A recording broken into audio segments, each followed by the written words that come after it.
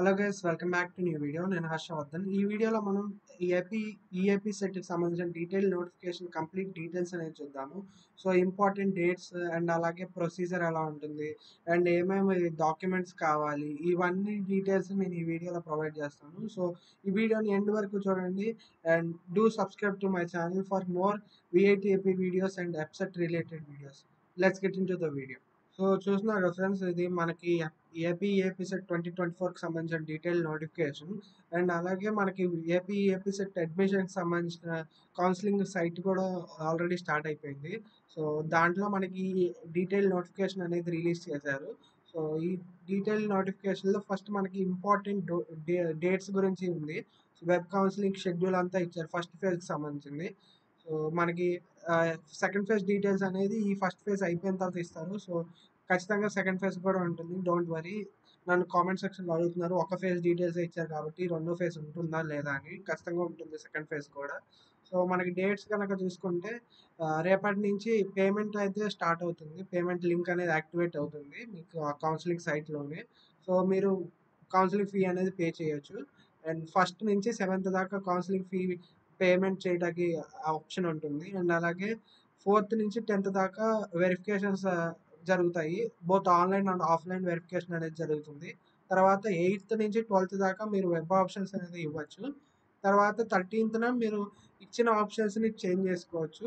And 16th seat allotment జరుగుతుంది.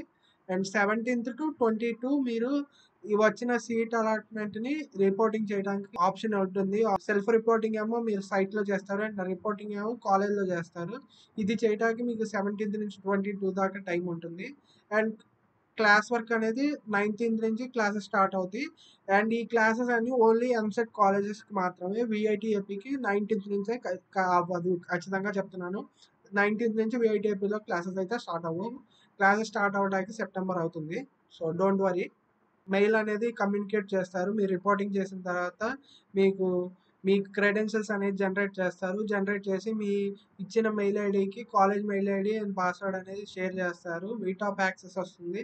So ఇదంతా జరగడానికి టైం పడుతుంది, ఒక 20 days నుంచి 30 days దాకా. So don't worry.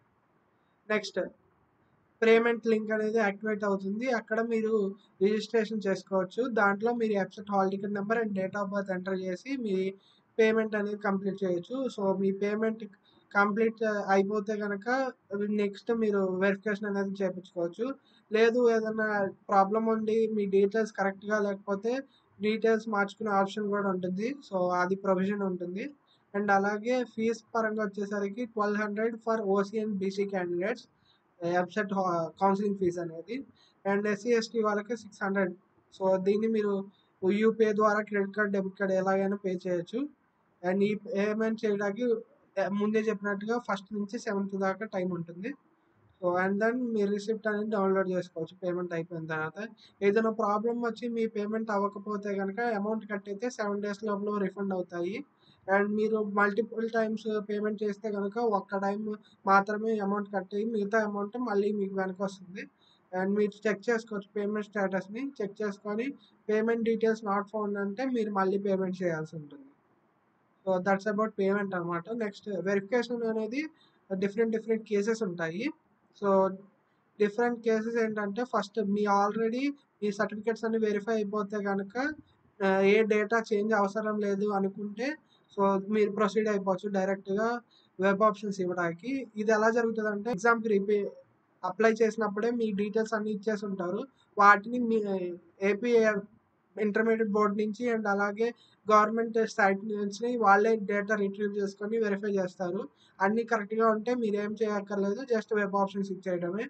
Next certificates already verify అయిపోయినాయి బట్ చేంజ్ చేసుకోవాలి, మీ డేటా కరెక్ట్గా లేదు అనుకుంటున్నారు. అలాంటప్పుడు ఏం చేయాలంటే మీరు అక్కడ వెరిఫికేషన్ సైట్ జరిగేటప్పుడే మీరు సర్టిఫికేట్స్ అప్లోడ్ చేసి ఏమైతే చేంజ్ చేయాలనుకుంటున్నారో అది చేంజ్ చేస్తే వాళ్ళు వెరిఫై చేసి ప్రాసెస్ చేస్తారు. అది సెకండ్ కేసు అనమాట. నెక్స్ట్ థర్డ్ కేసు ఏంటంటే ఎవరిదైతే డేటా వెరిఫై అవ్వలేదో వాళ్ళు మళ్ళీ ఆ సైట్లో అప్లోడ్ చేయాల్సి ఉంటుంది మీ డాక్యుమెంట్స్ అన్ని. సో ఇది ఎలా తెలుస్తుందంటే నో యువర్ రిజిస్ట్రేషన్ అనే లింక్ ఉంటుంది, దాంట్లో క్లిక్ చేసి మీ స్టేటస్ చెక్ చేసుకోవాలన్నమాట. సో స్టేటస్ చెక్ చేసుకొని అంతా ఓకే అనుకుంటే కనుక కంటిన్యూ అయిపోతారు. లేదంటే కనుక మళ్ళీ అప్లోడ్ చేస్తారు మీకు ఏదైనా చేంజెస్ కావాలనుకుంటే. Next PWD, cap and NCC sports ఆన్లైన్లో వెరిఫై అవ్వదు. వీళ్ళందరికీ స్పెషల్ కేటగిరీ వాళ్ళందరూ గవర్నమెంట్ పాలిటెక్నిక్ కాలేజ్ విజయవాడ రావాల్సి ఉంటుంది. So all original certificates and 2 xerox copies verification టైంలో వచ్చి మీరు సబ్మిట్ చేయాలి. So that's about verification process అనమాట. సో మీకు అందరికీ కూడా candidate is eligible for exercising on options అనే స్టేటస్ కనిపిస్తే మీరు వెబ్ ఆప్షన్స్కి ఇవ్వచ్చు. సర్టిఫికేట్ వెరిఫికేషన్ అంటే ప్రాసెస్ జరుగుతుంది, ఇంకా అవ్వలేదు అని అర్థం. అండ్ ఏదైనా తేడా ఉంటే కనుక పెండింగ్ ఫర్ రీఅప్లోడ్ అని వస్తుంది. సో మీరు రీఅప్లోడ్ చేయాల్సి ఉంటుంది. సో ఎవరైతే విజయవాడ రావాల్సిన వాళ్ళు ఉన్నారో వాళ్ళ గురించి డీటెయిల్స్ ఇచ్చారు. Physically handicap, cap quota, sports and games, NCC, scouts and guides, Anglo Indian వీళ్ళందరూ విజయవాడ వచ్చి వాళ్ళ డాక్యుమెంట్స్ అనేది వెరిఫై చేయించుకోవాలి. అండ్ వాళ్ళకి ఏ రోజు ఎవరెవరు రావాలనేది మొత్తం షెడ్యూల్ ఇచ్చారు. సో దీన్ని ఫాలో అయిపోయి రావాల్సి ఉంటుంది. కమింగ్ టు రిక్వైర్డ్ డాక్యుమెంట్స్కి వచ్చేసరికి కౌన్సిలింగ్లో EAPCET rank card, EAPCET hall ticket, inter marks memo రాకపోతే కనుక లాంగ్ మెమో కానీ షార్ట్ మెమో అయినా సరిపోతుంది.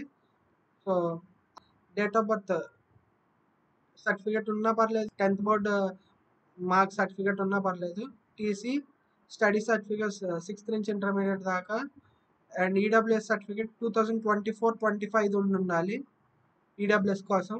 And residence certificate for 7 years non లోకల్కి చెప్పాను కదా రెసిడెన్స్ సర్టిఫికేట్ ఉండాలి. అండ్ అలాగే integrated community certificate in case of BC, ST, SC అంటే ఓబీసీ సర్టిఫికేట్ కాదు, కమ్యూనిటీ సర్టిఫికేట్ అంటే మీ సబ్ క్యాస్ట్ వస్తుంది. Community, nativity, date of birth certificate అని ఉంటుంది, అది కావాలి.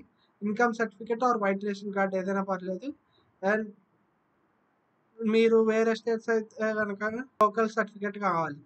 సో ఇవన్నమాట ఖచ్చితంగా కావాల్సిన డాక్యుమెంట్స్ గురించి. సో ఇది బేసిక్ డీటెయిల్ నోటిఫికేషన్ గురించి మొత్తం ఎక్స్ప్లెయిన్ చేశాను. సో మీ ప్రాసెస్ స్టార్ట్ అవుతుంది రేపటి నుంచి. అండ్ ఈ డేట్స్ ప్రకారంగా రెగ్యులర్గా షెడ్యూల్ ప్రకారం ఫాలో అయిపోతూ ఉండండి. నేను అలాగే వీడియోస్ కూడా చేస్తూ ఉంటాను. సో ఈ వీడియోలో ఈఏపీ సెట్కి సంబంధించిన కంప్లీట్ డీటెయిల్స్ ఇచ్చాను అనుకుంటున్నాను. సో మీకు ఏమైనా డౌట్స్ ఉంటే నాకు ఇన్స్టాగ్రామ్లో మెసేజ్ చేయండి, అండ్ అలాగే కామెంట్ సెక్షన్లో కామెంట్ చేయండి. అండ్ నా ఛానల్ సబ్స్క్రైబ్ చేసుకోండి. And see you in the next video.